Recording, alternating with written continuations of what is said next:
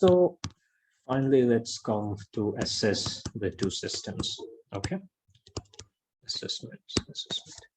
So the first thing, what we saw is that even though both fixed and flexible exchange rate regime takes us to the same position, oh wait, I've misspelled this, haven't I? Assessment.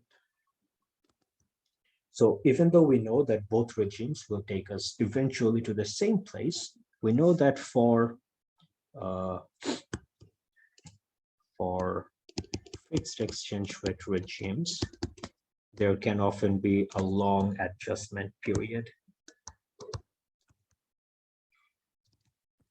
So that would, in this case, we can easily say that the flexible exchange rate seems like a better system. The second thing, we also saw that with fixed exchange rate,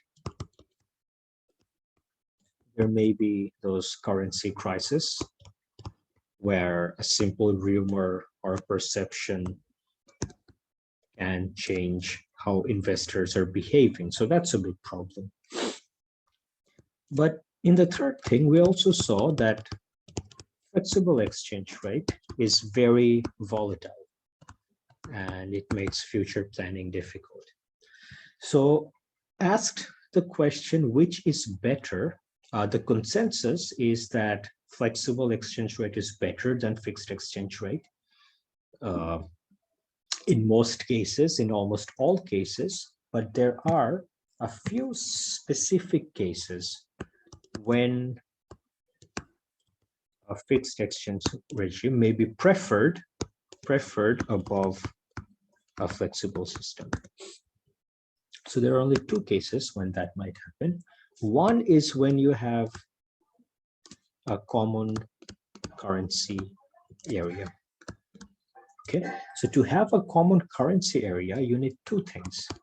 First thing you need is that countries have experienced or will experience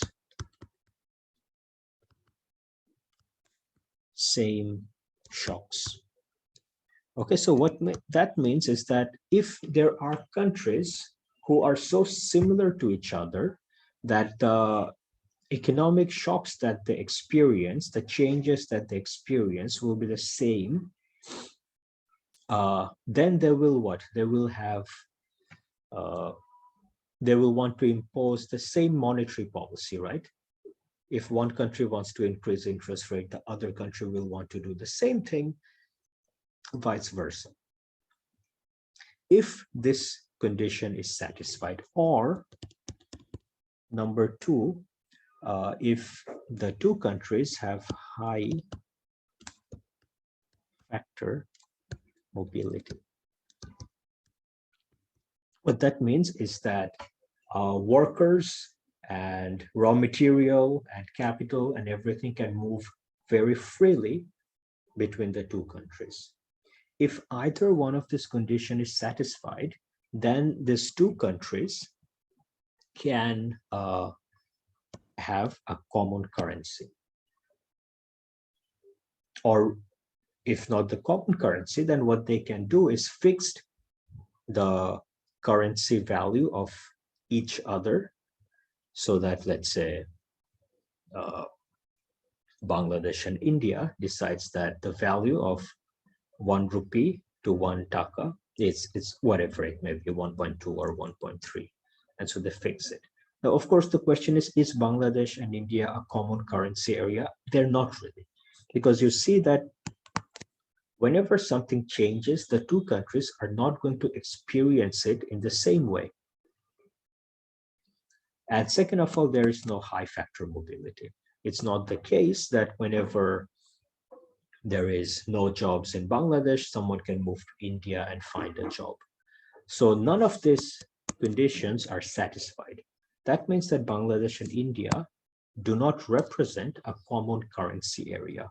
But in the Eurozone, that may be the case. So there are similar countries that have similar economies and changes, they experience economic shocks in the same way. So it is likely that their countries will want to implement the same or similar monetary policies. And second of all, there may also be high factor mobility, not throughout the entire Eurozone, but certainly between certain countries, there may be high factor mobility. People may be willing to move from one country to another to find jobs. So an argument can be made that these countries represent a common currency area. And so they may have the same currency, or if they don't have the same currency, they may fix the exchange rate of their currencies against each other. So this is one case where we may follow a fixed exchange rate regime. And the second thing is to bring back stability. So if a country has very recently gone through a lot of economic ups and downs, and markets have been volatile, and there's less trust in the government, there is less trust in the markets, then the country, what they may do is peg their currency to another stable currency. So the government wants people to start, let's say, investing in this country, but there is low trust because this country is not entirely stable, not entirely reliable. So what might the government do is they might peg the value of their currency to another stable currency to at least show the people that we will not be undertaking unexpected surprise in monetary policy, and you can rely on us to give you a stable market.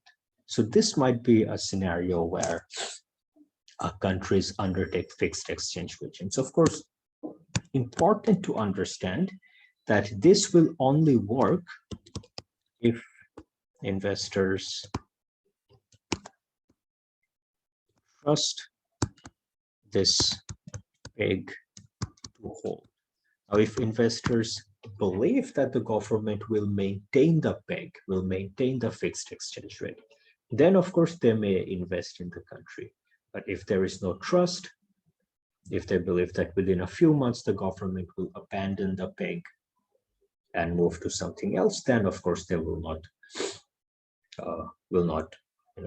put their money into the country. So effectively, what we see is that overall, flexible exchange rate regimes tends to be more preferable than fixed. This is the general consensus amongst economists. But there are a few conditions, few situations in which the fixed peg may be more preferred. And one is the common currency area, and the other is when the country wants to bring back stability, or they want to increase trust in their economy.